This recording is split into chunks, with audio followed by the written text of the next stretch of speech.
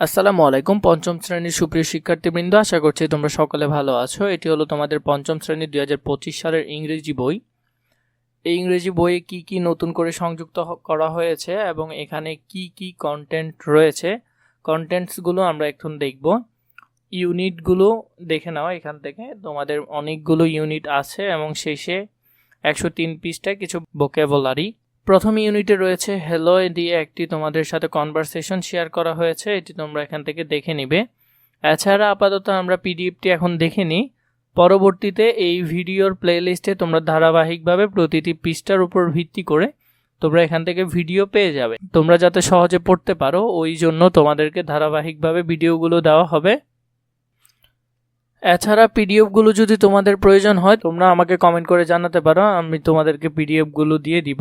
আপাতত এমনি তোমরা পিডিএফটি দেখে নাও একটু করে। ইউনিট 7-এ কি দিয়েছে দেখো, বি হেলদি,